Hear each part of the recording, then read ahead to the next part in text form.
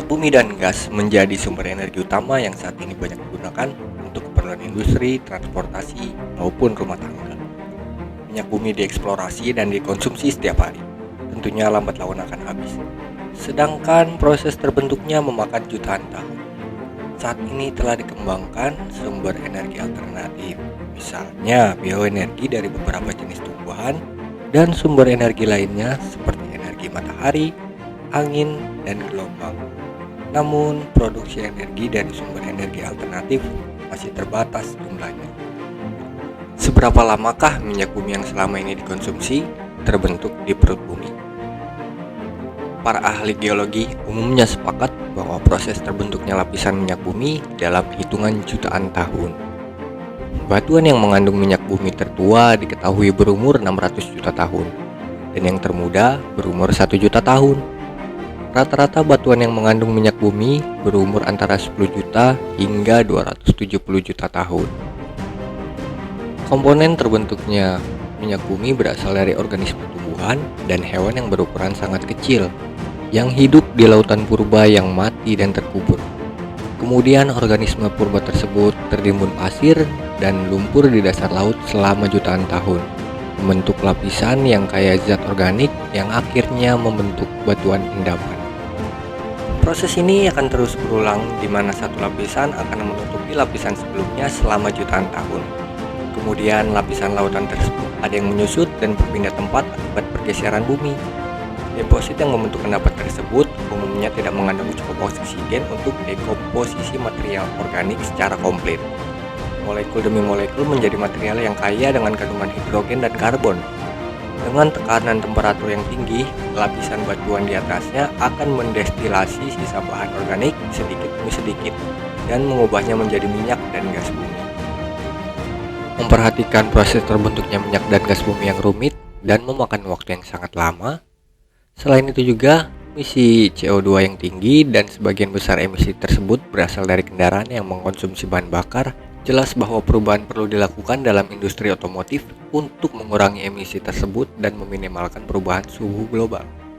Baru-baru ini terjadi lonjakan penggunaan dan pengembangan kendaraan listrik yang menggunakan baterai isi ulang yang berbahan bakar listrik. Namun beberapa orang mungkin bertanya-tanya, mengapa tidak ada kendaraan yang memanfaatkan salah satu sumber daya paling melimpah di planet ini, yaitu air. Belakangan ini, Nikuba ciptaan Arianto Michel sedang ramai dibicarakan karena alat ini diklaim bisa mengkonversi air menjadi hidrogen, sehingga bisa digunakan sebagai bahan bakar untuk kendaraan bermotor. Yang bikin heboh, Nikuba mendapat atensi dari salah satu pabrikan otomotif di Eropa. Dalam keterangan resminya, TNI Angkatan Darat mengatakan jika Nikuba mendapat kesempatan untuk dipresentasikan pada sejumlah pabrikan otomotif Italia. Terlepas dari Nikuba ciptaan Arianto Michel, sebenarnya jauh sebelum penemuan yang dilakukan oleh Arianto, ada juga seorang penemu yang berhasil mengubah air menjadi bahan bakar. Namanya Stanley Meyer. Siapa Stanley Meyer? Stanley Meyer, seorang penemu yang kontroversial, telah mencuri perhatian dunia dengan penemuan yang revolusioner dalam bidang energi. Ia lahir pada tanggal 24 Agustus 1940 dan merupakan salah satu dari dua anak kembar laki-laki. Meyer tumbuh di East Side Columbus sebelum pindah ke Grandview High, di mana ia menyelesaikan sekolah menengahnya. Pada masa muda mereka, Stanley dan saudaranya, Stephen Meyer, sering sekali terlibat dalam kegiatan membangun sesuatu. Mereka berdua memiliki semangat berkreasi yang tinggi. Sebagai seorang penemu, Stanley Meyer memiliki banyak paten dalam berbagai bidang, termasuk oseanografi, pemantauan jantung, dan sistem validasi perbankan. Dia berhasil mendapatkan 42 paten, termasuk 10 di Kanada. Pencapaian ini menunjukkan betapa signifikannya teknologi yang dikembangkannya. Meyer pernah bekerja untuk Yayasan Battelle di Ohio dan terlibat dalam pengembangan proyek Gemini dengan NASA. Ia juga terlibat dalam proyek Star Wars yang mengembangkan sistem pemakaian energi. Selain itu, bersama saudaranya Stephen Meyer, ia berhasil merangkai bisnis yang bernilai jutaan dolar di bidang transportasi dan suku cadang. Salah satu pencapaian terbesar Stanley Meyer adalah penemuan teknologi sel bahan bakar air. Pada tahun 1975, setelah berakhirnya embargo minyak Arab yang menyebabkan kenaikan harga bensin, Meyer mulai berfokus pada penggunaan air sebagai bahan bakar alternatif. Ia mengklaim bahwa mobil yang dilengkapi dengan perangkat yang ia ciptakan dapat menggunakan air sebagai bahan bakar pengganti bensin. Lalu di tahun 1990, Meyer berhasil mematenkan temuannya di Amerika Serikat dengan nomor US paten 4.936.961. Paten tersebut berjudul Method for the Production of a Fuel Gas atau dipopulerkan dengan nama water fuel cell. Menurut Meyer, temuannya ini mampu memecah air menjadi hidrogen dan oksigen. Meyer secara detail mendeskripsikan temuannya lengkap dengan gambar, sebagaimana persyaratan untuk memperoleh hak paten. Selain itu juga, ia menunjukkan kepada publik lewat video It Runs on Water tentang mobil yang sukses berjalan dengan bahan bakar air. Saat itu ia menggunakan mobil bermesin Volkswagen buggy berkapasitas 1,6 liter dan hasilnya mampu melaju dengan lancar. Meyer menjelaskan bahwa dia mengganti busi mobil dengan injeksi untuk menyemprotkan uap ke silinder. Lalu uap air kemudian dipecah menjadi hidrogen dan oksigen, dan selanjutnya masuk ke ruang pembakaran seperti halnya motor konvensional. Namun menurut editor jurnal Nature, Philip Wall, dalam kolomnya menilai bahwa berbagai klaim soal temuan bahan bakar air, seperti yang ditemukan Stanley, termasuk dalam pseudoscience. Philip mengatakan, hidrogen memang bahan bakar yang menjanjikan dalam ekonomi energi bersih yang baru. Tapi membuat hidrogen dari air membutuhkan lebih banyak energi daripada yang bisa didapatkan dari membakarnya. Menurut Philip, mengekstrak energi bersih dari siklus total ini tidak memungkinkan, sebagaimana hukum pertama dan kedua termodinamika. Untuk meyakinkan masyarakat luas, temuan Meyer ini kemudian didemonstrasikan lewat televisi Action 6 News. Ia mengklaim untuk perjalanan dari Los Angeles ke New York hanya membutuhkan 83 liter air saja. Namun sayang, saat hendak diuji oleh saksi ahli Profesor Michael Loudon dari Queen Mary University of London, Meyer malah menghindar dengan alasan yang dibuat-buat. Sampai akhirnya di pengadilan, kesaksian 3 orang ahli menilai jika penemuan Meyer disebut sama sekali tidak revolusioner. Lantas, water fuel cell ciptaan Meyer yang telah resmi dipatenkan di Amerika Serikat akhirnya secara resmi dinyatakan sebagai penipuan oleh pengadilan Ohio pada tahun 1996. 2 tahun kemudian, tepatnya pada 21 Maret 1998, Meyer ditemukan meninggal dunia dengan cara yang tragis. Semua ini berawal ketika Meyer bersama saudara kembarnya, Stephen Meyer, bertemu dengan 2 orang investor asal Belgia di sebuah restoran di Ohio, Amerika Serikat. Setelah selesai menyantap makanan utama, seorang pelayan menyajikan segelas jus cranberry untuk salah satu dari mereka.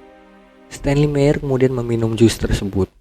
Baru tegukan pertama, ia sontak memegang lehernya, berlari keluar, berlutut, hingga muntah-muntah. Stephen Meyer yang juga berada di lokasi kejadian kemudian menghampiri saudaranya yang tengah berada di parkiran sambil meringis kesakitan. Di tengah kondisinya yang kritis, Stanley Meyer berucap, "Mereka meracuniku," sebelum akhirnya tewas. Hasil autopsi Dr. William R. Adrian menyimpulkan bahwa Stanley Meyer meninggal akibat cerebral aneurysm karena darah tinggi. Steve Robinet, detektif yang menyelidiki kasus ini, juga mengumpulkan kesaksian dari semua orang yang terlibat saat itu. Hanya dalam waktu 3 bulan, Robinet akhirnya menutup kasus tersebut. Ia menyimpulkan bahwa penyebab meninggalnya Stanley Meyer karena disebabkan oleh kematian secara alami, jadi bukan karena diracuni. Banyak orang yang menganggap jika Meyer tewas karena dibunuh, sebab penemuannya ini secara besar dapat membuka jalan bagi energi terbarukan, khususnya di industri otomotif. Namun ada juga yang berspekulasi bahwa 2 orang investor ini merasa ditipu karena temuan Meyer yang dicap bohong. Oleh sebab itu, mereka telah merencanakan sesuatu agar Meyer tewas.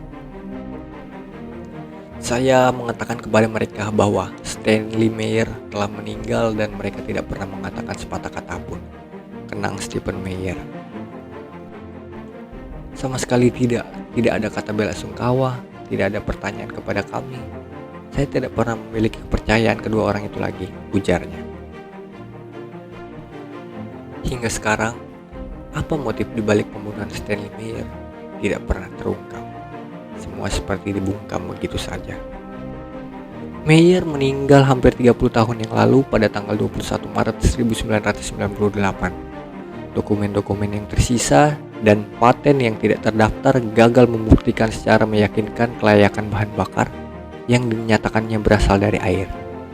Namun satu hal yang benar, meskipun diperdebatkan dengan sengit karena misinformasi, adalah salah satu opsi untuk masa depan mobilitas.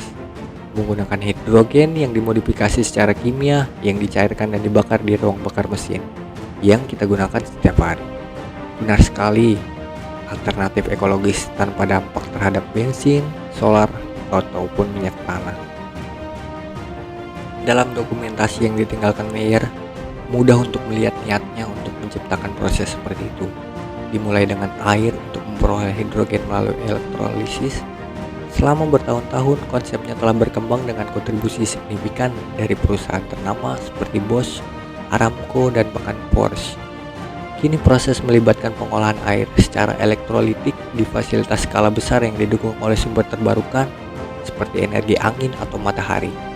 Proses ini menghasilkan hidrogen yang dikombinasikan dengan karbon dioksida di atmosfer menjadi cair sehingga menghasilkan bahan bakar alami yang selaras dengan bahan bakar fosil dan tidak berdampak buruk terhadap lingkungan.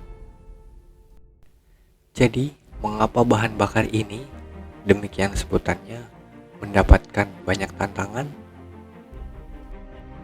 Meskipun demikian, visi Stanley Meyer telah mendapatkan kembali momentumnya dan menjanjikan masa depan. Mulai tahun 2026, Formula One berencana mengadopsi bahan bakar jenis baru ini, baik murni maupun campuran dengan biofuel yang berasal dari biomasa.